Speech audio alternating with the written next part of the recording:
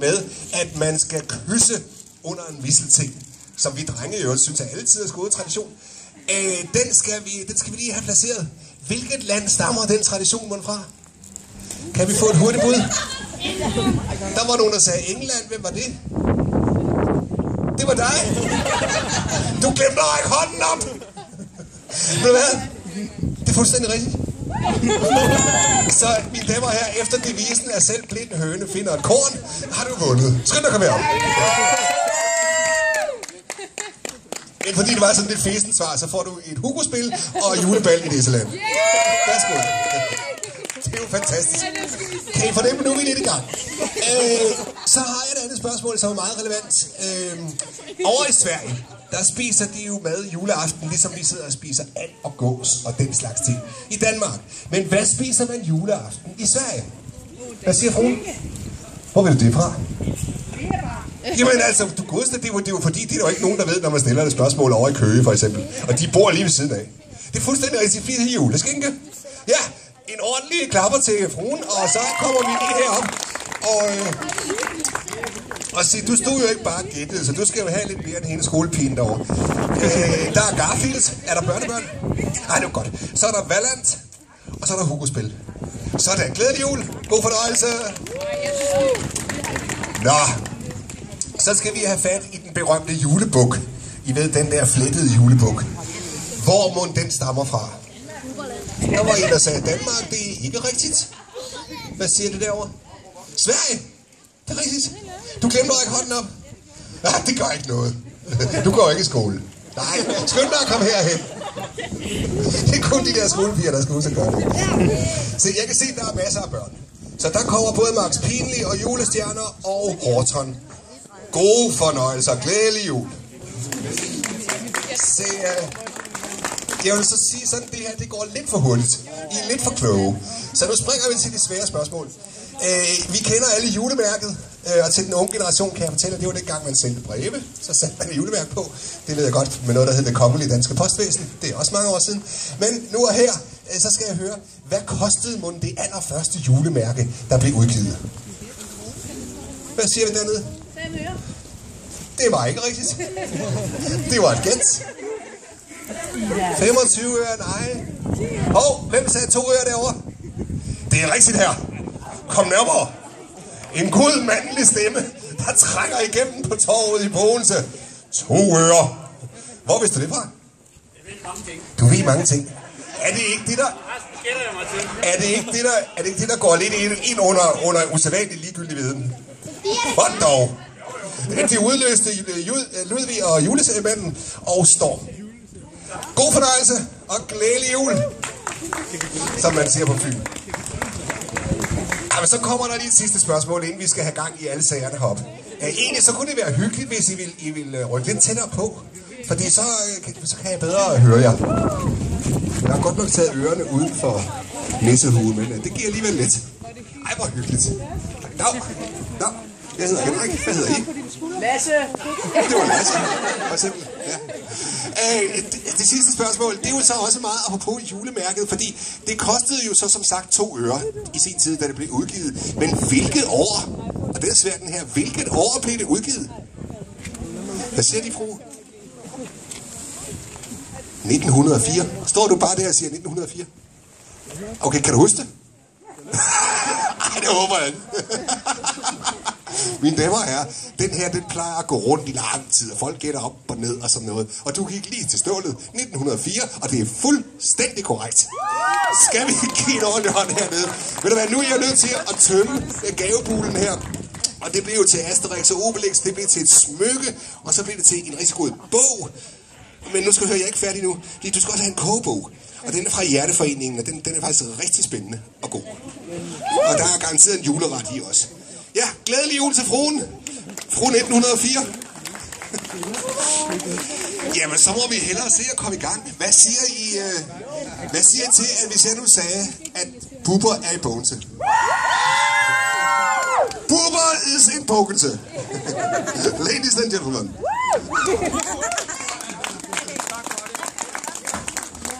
Jamen, tusind tak og glædelig jul.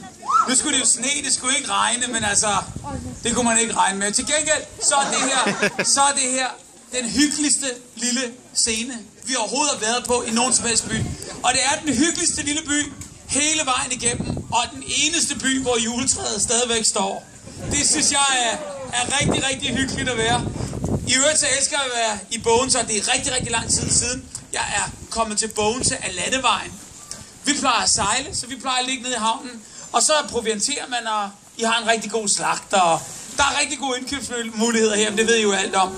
Og det er jo også de indkøbsmuligheder, som vi faktisk har fået glæde af heroppe på scenen. Ja. Og det er der jo heldigvis en cityforening, der har taget sig af. Ja, og det er Per. Han står lige derovre med den mørke jakke. Sådan, Per. Ja. Godt gået. Og det handler om, det er jo lige præcis nu og her. Der har vi, fordi at du har været rundt og skaffet nogle fantastiske ting. Effekter hedder det, for vi er i gang med en auktion. Så de der effekter, dem skal vi udlodde. På den måde, at vi fortæller lidt om, hvad det er. Og så finder vi en pris, og så gælder det om at lave et røverkøb. Og på den måde kan man sige, det er ikke bare et røverkøb, det er et køb med hjertet. Julen, det er kærlighedens fest, og vi har fundet ud af, at der er faktisk et tomt sted, hvor der faktisk er meget, meget brug for det. Altså pengene. For hver en krone, vi får ind i dag, det lægger vi til de 33 byer, vi besøger. Og så dividerer vi med 4, og så afleverer vi en fjerdedel op i Aalborg til den store afdeling, hvor de har børn med kræft liggende på Aalborg sygehus. Så er det Skyby, så er det Odense, og så er det til sidst Rigshospitalet. Sidste år samlede vi 250.000 kroner ind på den her måde, og i år, der går vi altså efter 300.000. Det er en win-win situation, og hver en ting herfra, det går totalt ubeskåret til, kan man sige, det store regnestykke. Så det er vi rigtig, rigtig glade for. Og det er jo altså jer, der skal byde, og jeg håber, I får en rigtig, rigtig god deal med på vejen. Vi har den første ting. Det har vi nemlig, og det er en fantastisk frakke fra, nu skal jeg lige stå her og kloge mig, fra din tøjmand. Yes. Ja, og det er en Henry Lloyd frakke. Jamen, så og er det jo sejlerjakke. Byttes til den rigtige størrelse og sådan noget. Sådan og det er altså, det er super lækker stykke jakke. Den er god til i dag, faktisk. Det må man den sige. Er varm, og den er vindtæt, og så er den faktisk også regnsikker. Og med en lille hjelm på, så det kunne ikke være bedre. Hvad koster den, siger du? Den koster 2200 kroner i daglig handel. 2200 kroner? Sådan, super lækker jakke. Og den er jo lige julens farve. Smart og lækker. Ja. Og hvis det er, så tør jeg ved med, at den kan byttes i en større end mindre. Fuldstændig. Det kan den. Så det er jo ikke sikkert, at det lige præcis den her, der passer. Men til gengæld, så kan man gå op, og så kan man så lige sige i din tøjmand, jeg skal have den større, jeg skal have den mindre, og lige prøve den rigtige. Har vi 300 kroner for den her jakke her, så er der bare, jamen det er rigtig, jamen det skal, vi skal starte et sted. Det er jo den første effekt. 300 kroner budt nede bagved. 300 kroner for den her jakke, det synes jeg er et rigtig godt køb. Indtil videre. Det er ikke sikkert det værdi, for der bliver sagt 400 der. 400, så er den allerede slået. Men du kan jo bare sige 500. 500, så er det altså skidt værd med det. 500 kroner for en jakke til over 2.000 kroner. 500 kroner første gang. 500 kroner anden gang. 600 kroner. 600 kroner der. 600 kroner. 600 kroner. En god jakke. Et godt formål. 600 kroner første gang. 600 kroner anden gang. Og 700 kroner der. 700 kroner der første gang. 700 kroner anden gang. Det er jo god kvalitet. Og 700 kroner, mine damer og herrer. 800 dernede. 800 under markisen. Jeg forstår godt, at du står der, men lige om lidt, så kan du altså få en stor jakke på, og så kan du gå hjem og lige tørre den af, og så kan du lægge den, og så kan du give din mand den i julegave, og så bare sige, at den er kun let brugt. Men i hvert fald 800 kroner er budt under markisen. 800 kroner. 800 kroner første gang. 800 kroner anden gang. Og 800 kroner, mine damer og herrer, for en 2.000 kroner jakke. Tredje gang solgt til den kvinde med den meget, meget lyse og flotte pels. Sådan der. Måden vi gør det på, det er, at vi lægger den til side. Så er det lige herhenne ved lygten, der står og skinner på os her. Lige her, der afregner man og henter sin effekt. I dit tilfælde, jakken. Og her kommer et yndlingsprodukt. Det er Fru Lund.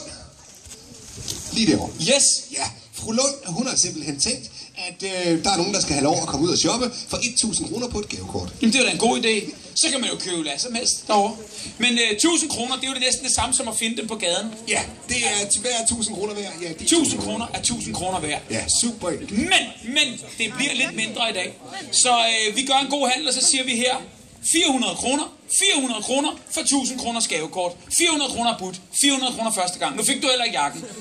Så kan du gå ind og finde en anden jakke. Måske ikke til dig selv, men så til en anden. 400 kroner første gang. 400 kroner er budt. Anden gang 500 der. 500 kroner. 500 kroner er budt for 1000 kroners gavekortet. Vi kan også bare springe med en 50'er. Næste, der rækker hånden op, det er 550. 550 der. 550 lige præcis her. 550 for 1000 kroners gavekortet. 550 første gang. 550 anden gang. Og 550... der bliver budt. Hvor? Der har jeg budt. Var det godt. 500. Det er 600 kroner. 600 kroner, så siger du 650. 650 hernede. 650 første gang.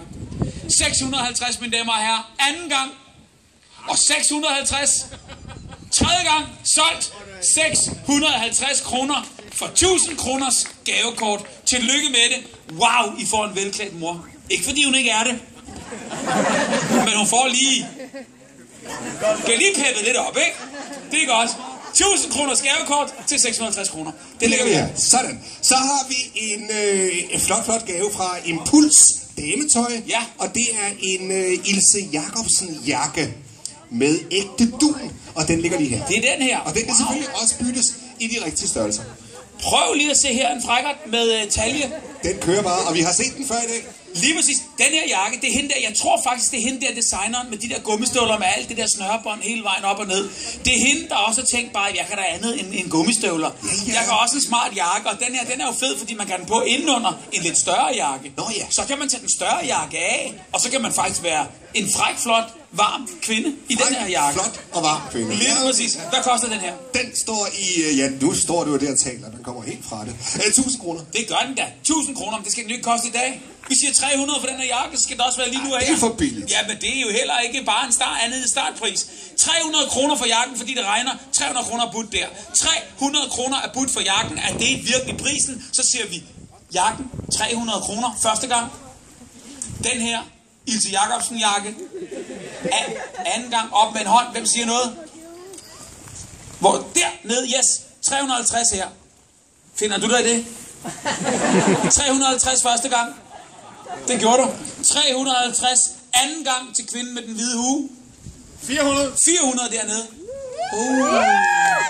Det bliver flot. 400 kroner. 400 kroner første gang. 400 kroner anden gang med huen.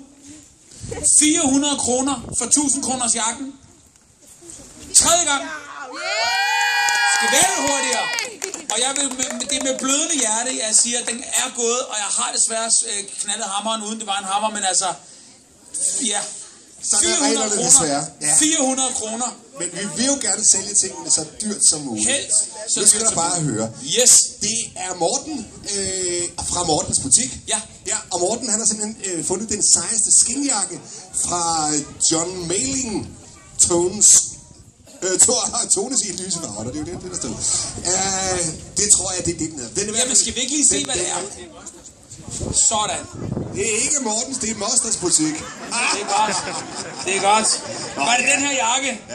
Mortens butik blev til Mosters butik. Prøv lige at se en flot jakke. Den er så flot.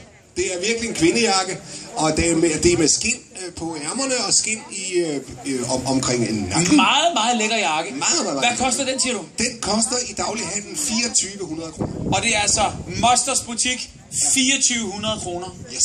Hold nu op. Det er 1000 kroner for hver dag i den her julekalender. Ja. Så har man den her jakke. Næsten. Nej, hvad er det, jeg siger? Nej, det er 100. Det er 24. Det er 100 kroner om dagen. Det er sådan, det er. Nå, med alle de nuller der. Ja. Det er 100 kroner om dagen, så har man den her jakke. Sådan her. Og så dyr var den jo så alligevel ikke. Men altså, på den anden side, så kan man sige, den skal koste langt under 100 kroner om dagen, den her. Den koster 2400 kroner. Har vi en 500 mand for den her? Har vi en 500 mand for den her meget flotte jakke? Tænk et kup, man lige kan gøre her. 500 kroner. Fordi nu vil du også have en jakke til dig selv. Lige præcis. Man kan ikke blive ved med at købe de der store jakker til mandfolkene der. Nu skal du have en til dig selv. Du har budt 500 kroner for den her jakke til 2400. 500 kroner, 600 kroner der. 600 kroner, springer vi med 50'er. Vi springer med 50'er for nu af. 600 kroner er budt. Er der nogen højere end 600?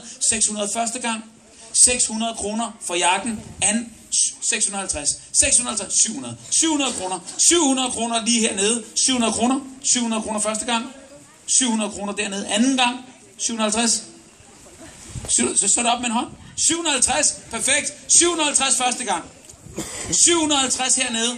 Anden gang for 2400 kroners jakken. 800. 800 heroppe. Kør du videre med 850. 850. 850 er stadig på. Det er bare en by. Bare kom. 850 kroner. 850 kroner første gang. 850 kroner 900. 900 herover. Skal vi sige 950? 950. Det er stadigvæk under en tusse. 950. Skal vi så sige under lygtepælen en tusse? Og sige herre Gud. 900. En tusse. Er I sammen? Okay, det er bare så I er enige. For den ene siger nej, den ene siger en tusse. Du siger en tusse. Vi holder os til det. Det er det, vi kan høre. 1000 kroner. 1000 kroner lige under lygtepælen, siger du. 1050. Vi er tilbage igen. 1000 kroner første gang. Under halv pris. 1000 kroner anden gang. 1000 kroner i kassen. Tredje gang. Solgt til kvinden, der bliver holdt op af lygtepælen lige i øjeblikket. Tak for det. Tusind tak. Og så skal du bare se en lækker taske. Og den her gang, der håber jeg, at vent lidt, vi springer i det. Vi finder en god taske. Undskyld, den gamle købmandsgård. Og det er en møbelbutik. De har sat den her fantastiske sag på højkant, som er en rigtig klassisk læderstol. Jamen det her, det er jo design. Det er jo det er simpelthen det er design. Det er en swinglæderstol, hedder den. Og det er lækker. Sådan der. Man skulle tro, du ligner sådan en tv-vært. Nej, men ved du, hvad jeg gør? Jeg føler mig lidt ligesom Meyerheim nu. Meyerheim? Ja. Ja, okay. Nå, men hvordan går det så her og har det der? Han sidder lidt her hyggeligere i sin stol der. Det gør han jo faktisk. Det er meget hyggeligt. Prøv her. Den her, den skal vi afsted med. Ja, og den koster normalt 3300 kroner. 3300 kroner, men så får man altså også et designmøbel. Det gør man, og det er en lækker kvalitet. Og det er 100% ægte skin, og den er bare 288. Ja, det kan godt være 3300 i rundetal. Men det man kan sige, det er bare, at det her, det er en skulptur. Det er et stykke historie. Skal de se det på her, siden? Det er en fantastisk ting. I profil, ja. 3300 kroner. Vi starter med en tusse. Det var billigt. Vi kan også sige, at vi starter med 500, så er det bare, hvor langt tør vi. 500 kroner for skinstolen. 500 kroner budt. Jamen altså, forestil dig, hvis den kan sin blå avis, du har tjent boksen allerede. 500 kroner. 500 kroner.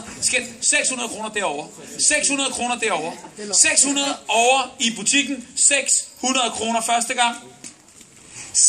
700 kroner der. 700 kroner der. 700 kroner der. 800 kroner der. 800 kroner over i butikken. 800 kroner første gang. 900 kroner her. 900 for 33. 1000. 1000 kroner derovre. 1000 kroner første gang. 1000 kroner anden gang.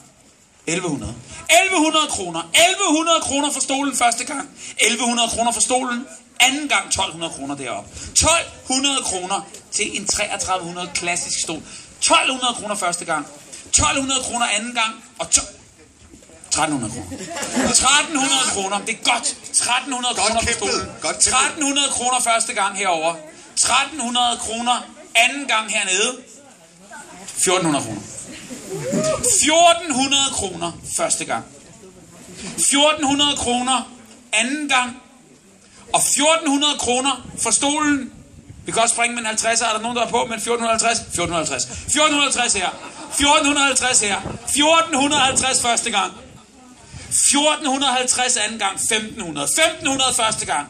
1500 anden gang. Og 1550. 1550 hernede. 1550 kroner her. Første gang. 1550. Anden gang 1600 kroner. 1600 kroner. 1600 kroner første gang. 1600 kroner anden gang. 1650. 1650. 1650 kroner første gang. 1650 anden gang. Og jeg hører ikke 17. Jeg hører 1650. Tredje gang. Solgt til den herre. Lige præcis her. Værsgo. 1650. Det er foreløbig de fleste penge, der er sparet lige præcis på den her stol, som det er her og nu. 1650 kroner. Tusind tak for handlen. Fantastisk stol. Flot. Super. Ja, så er du glad for. Så kommer tasken. Og den kommer lige her. Og det er en rigtig flot dametaske, og vi er ude i noget, der hedder Octopus skintaske fra Skohuset. Sko og tasker. Octopus ligesom i blæksprutte? Ja, det tror jeg. Nå. Octopus. Nå. Octopus. Nå, okay. Det lyder som et busselskab. Så kører bussen. Netop. Det hedder Dito Bus. Det er noget andet. Ja. Nå, skal ikke være med det. Det her, det er en pragtfuld sag fra Skohuset her i Bogense til en vejledende udsalgspris af 1.600 kroner. 1.600 kroner for den her taske. Hvis der er nogle piger, der vil mærke den, så kan I bare komme op, som man siger. Sådan her. Og bare lige røre, hvis det er. Hvis der er nogen, der har lyst til ligesom at se og kende kvaliteten her. Den koster 1.600 kroner. Det gør den. Det kan man jo nærmest ikke engang få en stol for. Nej, det kunne man så lige nøjagtigt få. Ja, det kunne man så lige nøjagtigt, den her klassiske stol. Men 1.600 kroner. Prøv lige at se her. Wow. Prøv her. Hvad vil du byde? Hvad vil du byde for den her? Er I for den efterskole, der står her? Ja. Jamen, det kunne jeg næsten. Jamen, du ved, så har I jo ikke... Har I alle jeres... Kan I splice, måske, af hele banden? Man har ikke så mange penge, når man går på efterskole, men på den anden side, hvad skal den koste? Unge mennesker har jo rigtig mange penge alligevel. Ja, nu til det sammen. Hvad skal I sige? Hvad skal den koste? 300. Det var billigt. 500, så siger vi, så ruller det. 500 kroner for en 1.600 taske. 500 kroner, det er der budt på den her taske. 500 kroner. 500 kroner. Mener du det bud, at skal trække tilbage? Mener du det? Du mener det ikke? Ej, hvor ærgerligt. 500 kroner er ikke budt. Så siger vi 400 kroner. 400 for tasken. 400 for den meget, meget smukke skin. 400 kroner derovre. 400 kroner derovre. 400 kroner første gang. 400 kroner for tasken anden gang. Jeg vil bare lige sige, der er ikke nok skin til at sy en stol, når du nu ikke fik den. Men til gengæld er der i hvert fald nok masser af skin til at gå med her. 400 kroner første gang. 400 kroner anden gang. Og 400 kroner, mine damer og herrer. Tredje gang. Solgt. 400 kroner for den her 1.600 kroners taske. Tusind tak. Tak for det. Så er der vores gode ven, Bjarne Toft Hansen. Yes. Ja, som er kommet med en stor bøtte maling. Sådan der. Hvor meget er der i? Der er for 1.400 kroner, og der er 10 liter. Og det er, den kan tones i forskellige lysefarver, og det er fra byens malermester. Det vil sige, ja. Hvis man har lyst til det, så kan man altså få 10 liter hvid maling her. Og så kan man ovenikøbet gå op og få den tonet. Og det vil jeg tro foregår ligesom i gamle dage, lovet af, en toning ned, ryste, og så er den der bare. Sådan, og op på væggen med den. Lige præcis. Så hvem skal male i juleferien? Hvem havde alligevel forestillet sig at skulle male i juleferien? Og værsgo, så er der 10 liter maling. Hvad koster 10 liter maling? 1.200? Det koster 1.400. 1.400 kroner. 1.400 kroner. Så vi siger 300 kroner for malingen. 300 kroner for 1.400 kroners maling. 300 kroner for 1.400 kroners maling. Er der en, der har et bud på 300 kroner? 300 kroner bud. 300 kroner bud lige her under lampen. 300 kroner. 300 kroner første gang. Hører jeg ikke noget, så hedder det 300 kroner anden gang. Og hører jeg stadigvæk ikke noget, så hedder det 300 kroner for 1.400 kroners maling. 4, hvem sagde 4? Derop igen. 400 kroner. 400 kroner. 400 kroner første gang. 400 kroner derovre anden gang. Og 400 kroner, mine damer og herrer. Op med en hånd, hvis det skal være 450. 450. Sådan der. 450 første gang. 450. Sig til, hvis det skal være 500 anden gang. 450 hernede. Tredje gang. Solgt. 450 kroner for maling, der kan tones. Må jeg spørge, hvad skal males? Soveværelset. I juleferien. Jamen, det kunne ikke være bedre. Der er masser. Nu ved jeg selvfølgelig ikke, hvor stort soveværelset er. Men der burde være til et soveværelse her. Der er til sådan her. Et stort soveværelse. 450 kroner. Sådan. Nu skal vi have fat i noget sjovt. Vi skal have fat i den her kæmpe store Lego-ting. Nå, unger. Ej, hvor er den fed. Sådan her. Og så er det en Mercedes. Og det er en Lego-teknik. Selvfølgelig det er fra legekæden her i Bogense. Og ved du hvad, sådan en, den koster 1.500 kroner vejledende udsalg. Og Lego kommer aldrig på tilbud. Det gør det ikke. Nej. Det er ikke noget, der er udsalg. Og det her, det kan man altså bruge i hvert fald længere tid, end I om at male jeres soveværelse, om at samle den her. Altså, hvis man ikke er decideret specialist. Fuldstændig. Det er simpelthen noget af det flotteste, jeg har set længe. En kæmpe stor, fed traktor for Lego med teknik og det hele. Sådan skal det være. Hvad koster det, siger du? Det koster 1.400 kroner. Den koster, undskyld, nu skal lige være der. Den koster 1.500 kroner. 1.500 kroner. 14,99. 1.500 kroner koster den her. Vi skal bare 300 kroner for den i dag. 300 kroner for Lego. Men I må lige diskutere det med jeres forældre. 300 kroner i orden. 300 kroner i orden. Altså, jeg kan godt se forretningen, det er ikke det, men derfor skal de lige være der alligevel. 300 kroner i orden første gang. 300 for det her Lego. Anden gang. Det er for billigt. 400 der. 400 der. 400 første gang. 400 kroner anden gang. 500. Og den er diskuteret igen. 500 kroner. 500 kroner første gang. 500 kroner for Legoen anden gang. Du skal bare spørge dem. Ja, præcis. Sådan her. 600 kroner. Vi springer med 50'er nu. 600 kroner. 600 kroner. 650. 650 første gang. 650 anden gang. 700. 700. Du skal bare blive ved. Og simpelthen sige til din far, han skal bare blive ved. 700 kroner. 700 kroner for et 1.400 kroner sæt. Altså 800 kroner. Nej, 750. 750. 750 her. 750 første gang. 750 anden gang. 800. 800 kroner. 800 kroner. Og selvom vi står sammen, det er ikke i familien. Nej. 800 kroner.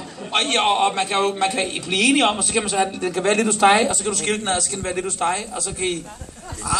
En deler. 800 kroner ligger den hos jer. 850. 850. 850 her første gang. 850 her anden gang. Og 900. I springer op til 1000. Godt. 1000 kroner. 1000 kroner til det gode formål og en fed Lego-ting. 1000 kroner første gang. 1000 kroner anden gang. Og 1000 kroner, mine damer og herrer. Tredje gang. Solgt. 1000 kroner. 1000 kroner til den heldige. Sådan. Lige præcis her. 1000 kroner for 1400 kroners Lego. Fantastisk. Så bliver der lige shoppet i dag. Og nu skal du lukke øjnene, fordi den skal pakkes ind, og du skal først pakke den ud den 24. Nu skal du bare se. Her er en hel pose fra Matas. Nej, prøv at se her. Og altså, det er plejeprodukter og kendte mærkevarer, og Calvin Klein, jeg skal komme efter dig, og Beats og alt det her. Der er for 1.000 kroner. Det bliver solgt samlet i en stor gavepose fra Matas. Men det er alt sammen duft og creme og lækkert. Fuldstændig. Duft og creme og lækkert. Ja. Og det er lige fra Burberry til... Så hvad er det, der ligger her? Det er et fantastisk... det er noget, der hedder Misbrugsportalen. Okay. Så den hører lige til hernede. Det er ikke løgn. Og det er faktisk... Det er en solstrålehistorie. Ja, det er en solstråle. Det er jeg ikke i tvivl om. Hun hedder Silvia, hende her. Og hun har været narkoman. Heavy narkoman i 12 år. Nu har hun så sagt, og nu har hun brugt sit liv, og vil bruge sit liv på at hjælpe andre. Så hun har åbnet en linje, en kæmpe, det kan man læse om. Ja. Det er noget helt andet. Det er noget helt andet. Og det kunne jeg ikke, det tænkte jeg, det skal jeg hjælpe med. Nu skal I høre her. Her er så hele den her duftserie. Duftserien for 1.000 kroner. 1.000 kroners dufte. Man får det hele sammen. Værsgo. Hele posen. Vi siger 400 kroner lige nu her for duftserien. 400 kroner har vi et bud. Det er billigt. 400 kroner for duftserien. 400 kroner, 400 kroner dernede. 400 kroner er budt første gang. 400 kroner for hele duftserien anden gang. Og 400 kroner for duftserien, det er 100 kroner per mand, eller per boks her. Hvor? Der. Så en pyha. 450 dernede. 450 lige under markisen. 450. 450 første gang. 450 anden gang. 500 der. 500. 500 her. Du kan sige 550. Og nu så jeg, hvad der skete før. Det var din kone, der simpelthen skubbede dig ud i regnen og sagde, nu bliver du nødt til at byde. Så du forlod simpelthen markisen for første gang her, fordi du vidste godt, og din pige vidste godt, eller hvem det var, der sagde, det der, det dufter godt, og det der, det er lækkert. 500 kroner her. 500 kroner første gang. 550, sådan der. 550. 550 første gang. 600. 600 første gang. 600 anden gang. Og 600, mine damer og herrer. Tredje gang solgt til den her. 600 kroner for duftserien. Og 1000 tak til Matas. Så har vi ikke særlig meget, men det vi har, det er ved at vente på. Det er spændende, for nu kommer lysestagen. Og den er jo fra Geo Jensen. Og det er jo en klassiker. Det er jo god gammel Geo, der har lavet lysestage, og det er guldsmed Magård, Per Magård, vores handelsstandsforeningschef, som har samlet alle gaverne, som selv har lagt den der i gaveregnen til en værdi af 1.500 kroner. Og du ved godt, Geo kommer ikke på udsalg. Nej. Det er Geo. Tværtimod, det bliver dyrere og dyrere, og nu er det endda blevet solgt, og nu skal det ud i resten af verden, og jamen det bliver kæmpestort. Det bliver kæmpestort. Og jeg tror på, og nej, men det er ikke engang løgn, det jeg har hørt rygter om, det er, at nu kommer der jo andre designere, og det er jo det russiske marked, og det er jo dem, der er købedygtige nu her. Yes. Så nu gider de jo ikke have sådan noget enkelt noget. De skal have med krummelurer, og de skal have dit og dat. Og det indretter markedet efter, så fra nu af, den der enkelhed tror jeg ikke på, siger rygterne, kommer ikke til at være mere. Så det her, det bliver et klenodie. Det var dengang, at Geo kunne designe netop. Det her, det koster, hvad kostede den? Den koster 1.500. 1.500 kroner. Den går i dag til en 500 mand. 500 mand for 1.500. Det er det. 1.500 kroner. Det skal det være. 1.500 kroner. Tænk, hvad den kommer til at stråle og lyse juleaften. Nøj, hvor bliver det flot endnu hjemme hos en af jer. Og der skal den hjem, og den skal bruges jer. Det er en af jer, der kommer til at bruge os. Vi ved godt. Vi siger 400 kroner. 400 kroner for den her. 400 kroner. 400 kroner her. 500 kroner derovre. 500 kroner har du fået lov. 500 kroner. 500 kroner første gang. 500 kroner lige ved siden af juletræet. Anden gang. 550. 550. Og hvad siger vi heroppe? 600. 600. Vi hører 600 deroppe. 600 første gang. 600. 650. 650 her. 650 første gang. 700 kroner deroppe. 700 kroner første gang. 700 kroner anden gang. 750. 750 herover. 750 lige nede foran i regnen. 750 første gang. 750 anden gang. 800 kroner derover. 800 kroner første gang. 800 kroner anden gang. 850. 850 første gang. 850 anden gang. Og 850 tredje gang solgt. 850 kroner. Værsgo. Så er der en Georg Jensen lysstagsdej. Den er flot. Den er vildt flot. Den kommer herover. Jamen det er den skal bare stå på stolen, fordi det er samme. Jeg prøver mig her. Kan vi ikke også sælge dig et nyt hus nu? Har du plads til alt det her? Nå okay. Det går orden. Så har vi en fodbold og vi har en taske. Du kender fodbolden. Det er den, de skal spille med til VM. Det hører jeg. Ja. Brasilien, der kommer den her fodbold til at drøne rundt. Ikke lige den her. For ellers kunne de ikke spille, for nu kommer den til at være hjemme hos jer. Men det her, det er en nøjagtig bane til, lavet præcis som i samme årgang som alle de andre her. Fuldstændig. Den lækre fodbold, hvad koster den? 1.000 kroner. Det tror man er løgn. Men det skal den heller ikke koste i dag. 1.000 kroner. Vi siger en fodbold, og jeg tør godt, for jeg ved, at det her det er en vare, der bliver solgt 100 kroner. 100 kroner her. Jamen, jeg tør godt. 100 kroner her. 200 kroner deroppe. 200 kroner. Vi siger det bare. Vi lader den rulle nu. 250 her. 250. 300 deroppe. 400 her. Ja, du fik ret. 400 her anden gang. 400 her. Tredje gang. Sådan. Det var alligevel lidt under, hvad jeg troede. 400 kroner, du har gjort en kæmpe handel. Klap lige af en lille ung mand. Som blev snydt for det her Lego. Men tænk, hvad du har fået i stedet for. Wow. Det må jeg nok sige. Se nu lige her. Sådan her. Hvad skal man med Lego, når man har en fodbold? Lækker taske fra Dixie. Nå. Og butikken, den kommer fra, det er frøken Bang. Og lurer mig om ikke frøken Bang, hun bor lige der. Det er det. Det er simpelthen frøken Bang. Goddag, frøken Bang. Ja, frøken Bang, og så har vi fru Lund her, og det hele fru Lund. Ja. Lige præcis. Ja, det er rart at vide. Hvem der er hvem. Se her, en taske. Er den lige lækker? Den er det er den bare. Jeg har den på. Ja. Sådan. Det her, det